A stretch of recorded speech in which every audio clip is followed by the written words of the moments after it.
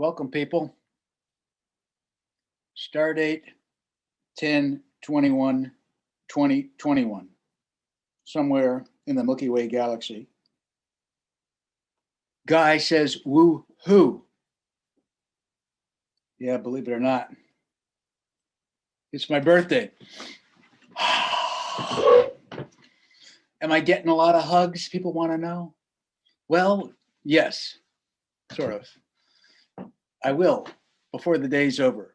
But all the internet, phone hugging, and all that stuff has begun. I want to thank everybody. I want to say hello. And I'm going to, we'll see how this little monologue goes, basically. You notice I have my Boston hat on, and I might get into a little bit of try to explain myself, personal history. I've got this fabulous new shirt. You see this shirt? It says New World or No World. It's a historical memento. It's a shirt my dad, Guy Myers Sr., had printed up back in 15 or 20 years ago. And I haven't done much wearing of it. As a matter of fact, this week was the day I finally took it, found it after cleaning out my storage unit, and put it on again.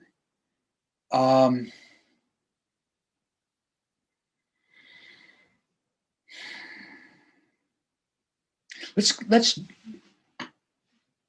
we're talking about my dad, we're talking about roots, and I am talking about and where exactly I stand. I had a friend give me a phone call on Monday, apparently during the middle of a broadcast of a TV show that I happen to produce. I say humbly and almost apologetically, because it's part of this YouTube video thing and it's on local cable TV. And in the midst of my show, apparently, he called me to ask me, Guy, what the heck do you stand for? Because I wasn't being clear in my interviews, or where I tend to be overly diplomatic or whatever. Just the aura of being a TV star is so much for me. Sometimes I just don't even know how to say it. And sometimes I still wonder. But we're all children of our parents, right? We get burst into this world, and our parents do a really good job, we hope, at trying to explain and bring out the best in us and point us in the right direction. And we tend to really be products of our parents to a huge degree. And so when I wear this shirt, I'm wearing it proudly on behalf of Guy Myers Sr., who, when he said New World or No World, he wanted to grab hold by the scruffs of and not forcefully, but he wanted to make the world think, where are we going and what are we doing? And he had this vision, and I should stand up and talk about this. Maybe I will. I wish I had a nice set where I could stand up and talk. My dad was a minister, and he was also a captain of a sea captain, at least in his own mind, sort of like me. And, he wanted to sail the boat. So he designed this, and he's got this little blue dot in the center and the yin yang, right? And I had my issues with my dad's philosophy when I was young, because maybe it was because he was my dad and he was the minister and I was Guy Jr. And I'm revealing a lot, but this is all very fascinating stuff. And I got the Boston hat. And he was born in Waltham, Massachusetts. And I was born in Manhattan years later, obviously. And so my dad, New World or No World, he was saying, we've got to, humans, come out of being frozen in fear. And he was really convinced of kind of the problems of nationalism. That would be his major thing. And I began to feel like he didn't necessarily have the full picture, but God bless him, because he had so much right that that almost everybody could have gained something from his knowledge.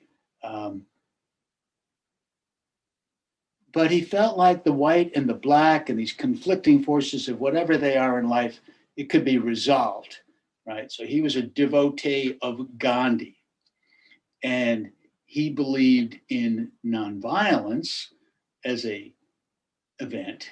He believed that anybody who is considered your enemy is not necessarily your enemy, that you could talk to anybody on the planet. And he was a pacifist, and he got his start.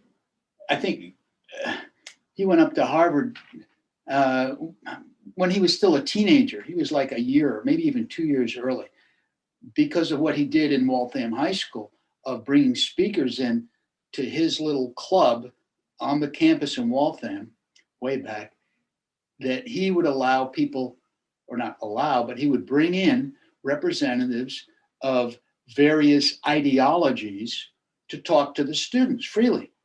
So Dad brought in a Nazi. He brought in a commie.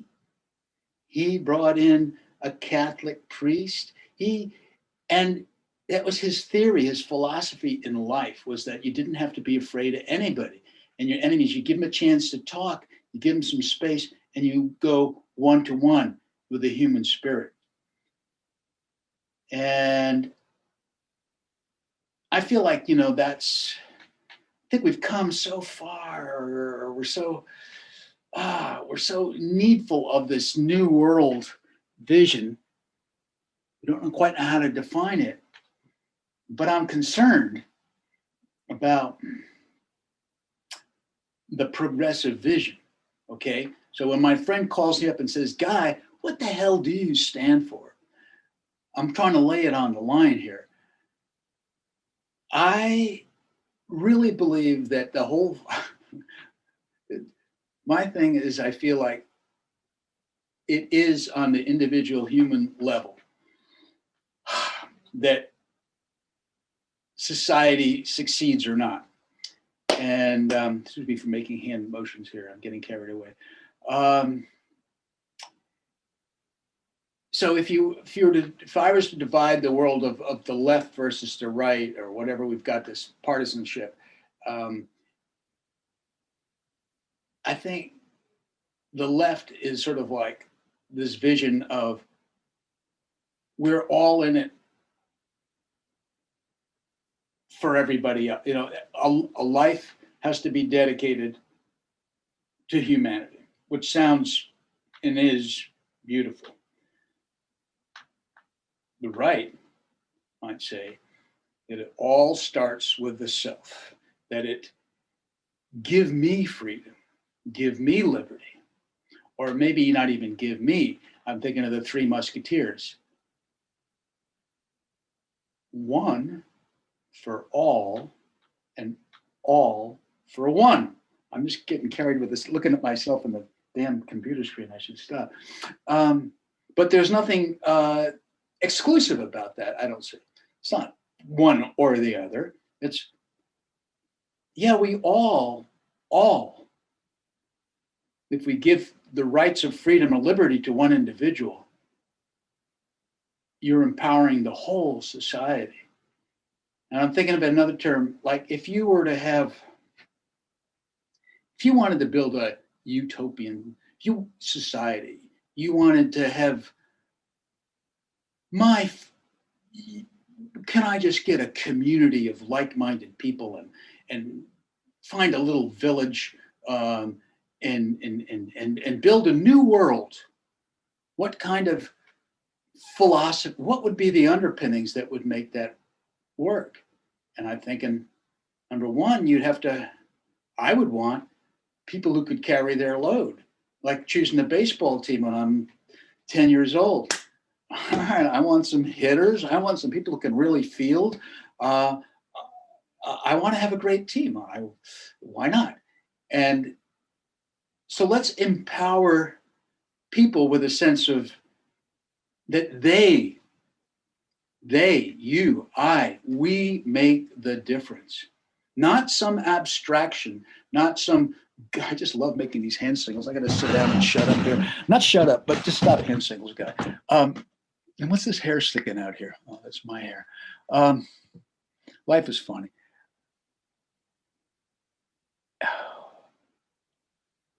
Somehow, I feel like you got to lean, if you're going to build a government or a world, you got to lean toward giving people more freedom. It's not a black and white, but you got to lean that way. If you want a world where you can not have to worry about locking your door when you go out, which some people in some communities and towns in America have communities like that. And I think that's fantastic. And I think we could all have that across the planet, because I'm a dreamer. I believe that. Somehow, we need to teach people, starting from an early age, and I think we're trying, we can still do better, that their lives, that a child's life is powerful, that you make all the difference. The things that you do is just what makes this world great. And we just got to keep leaning toward trusting people. Now, we've got some physical things that are sort of wrong on the planet right now in terms of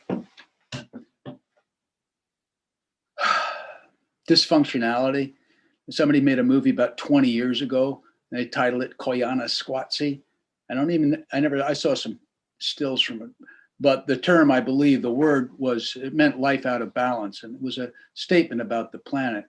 And we're out of balance because humanity is basically too successful at the expense of many other life species, and we're hurting ourselves. We can figure it out, though.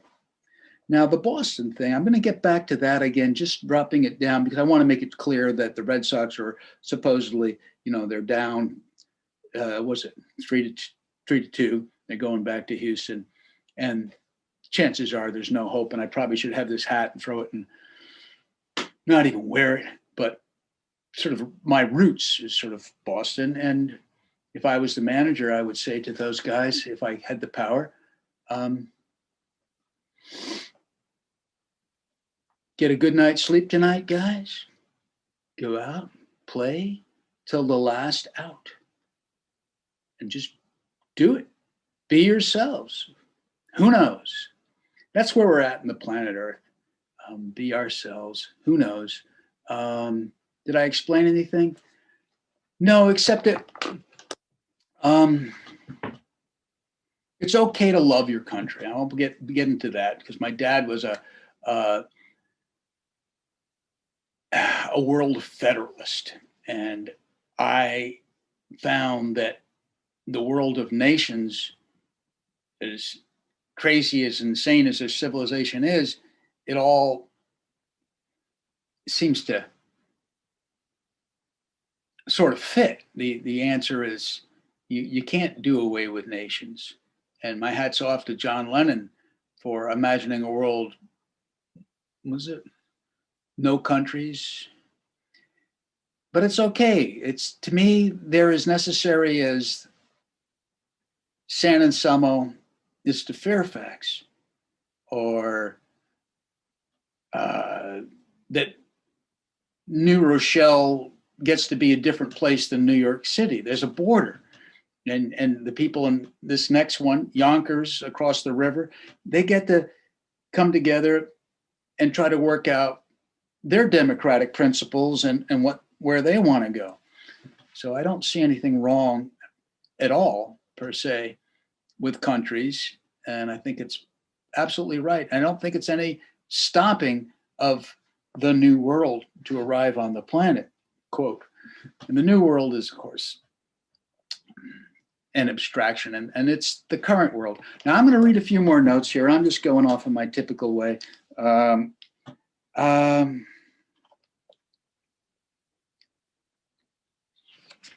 These are notes from, first I'm going to say, oh, here's a funny one. The Council of Elrond is canceled. That's supposed to be humor. I don't know where I got that from. Did I just make that up? I can't remember. It's written like 4 months ago. I thought that was funny. The Council of Elrond is canceled. Why is it canceled? I don't know what I was thinking then. Something about the elves' history that we just uncovered. Okay, forget the elves. Am I too wild for this world? That's my question. All right, the I Ching. What's the I Ching? Something you never need to know about, this mystical Chinese thing. And the Chinese, Confucius and all that, they warned, you know, like generals, do not be messing. It's like a little prognostic when your brain is dead and you want some, I don't know, it's really childish. So the rulers warned generals, don't listen to the I Ching. You're going to battle. You don't want to go, oh, your well is empty and you must move. No, you just got to do your thing. But nonetheless, here's a hexagram 49 called Revolution that I threw somewhere along the line. I don't know what the hell I was thinking, worrying about. You can do this online, but I don't really tell you to. I'm not really advocating it, but it's just something that I've done. Fire ignites within the lake, defying conditions that would deny it birth or survival. So I like that. Fire ignites within the lake, defying conditions that should, but it says would deny it birth or survival.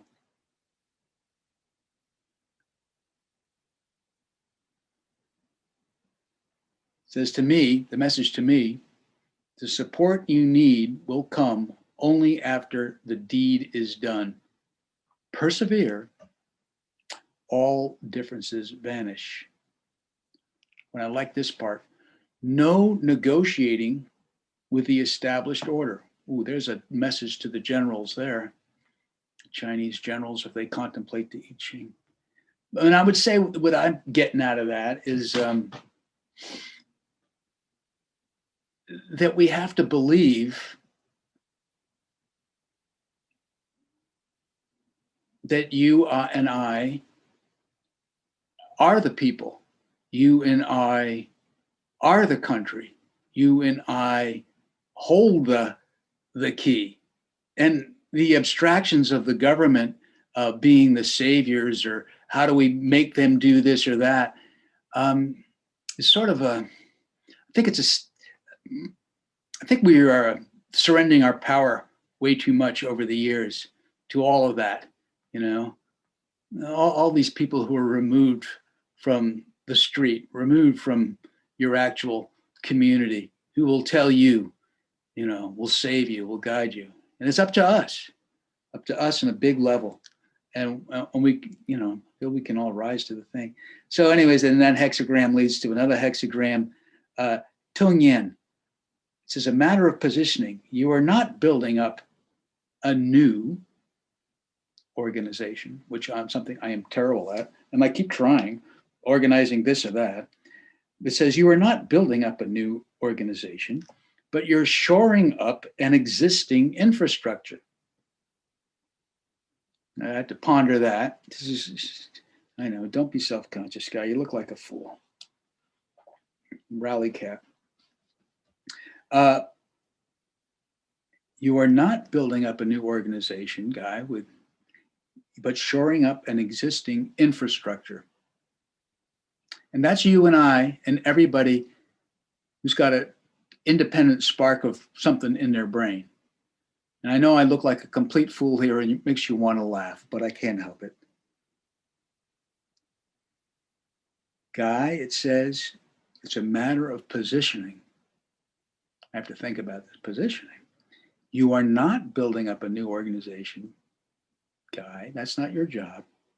But shoring up the existing infrastructure. That means, to me, this reality of spirited human beings that exist everywhere across the planet. This is the existing infrastructure. We do exist. It's worth the effort because it will provide union, community. Oh, I love it. It sounds romantic. And an ironclad alliance. Oh my goodness.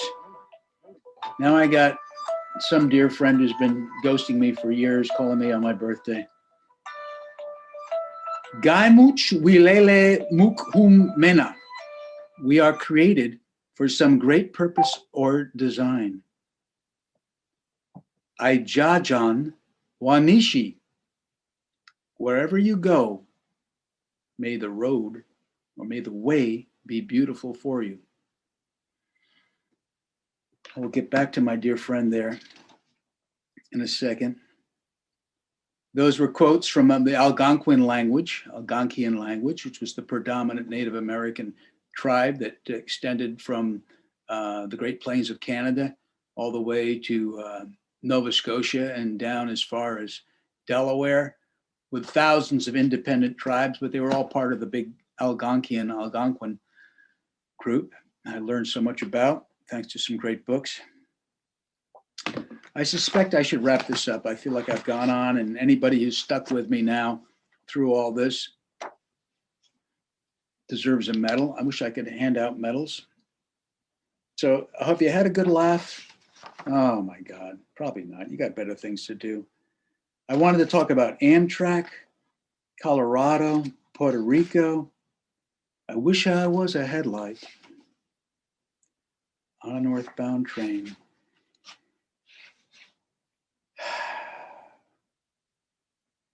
So much humans. This is a happy birthday message to everybody. Every day is a birthday for somebody. Oh, and one more thing. My dad, his shirt under my shirt.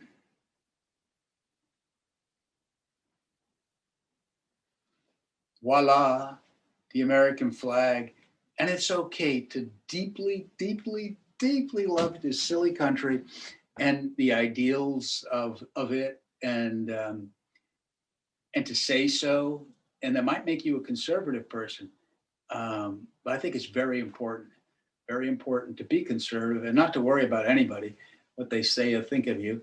I love the of the people, by the people, for the people. A more perfect union. You could say of the people, by the people, for the people, all the people. Maybe we didn't get that right initially. We had to kick our own asses. We had to sacrifice ourselves, and maybe nothing is still quite correct, but I think it all resolves itself with the freedom and liberty that everybody's inspiring to, everybody, the whole planet. Guess I've said enough. There's so much to say. All right, cheers, everybody. Happy New Year.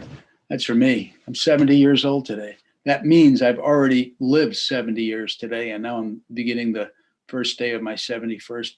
Never mind, something like that. Thank you. See you around. Oh, and I forgot to say about the music event. That's really what's going on in my mind, a big music event for Halloween locally. But you'll hear about that. Cheers.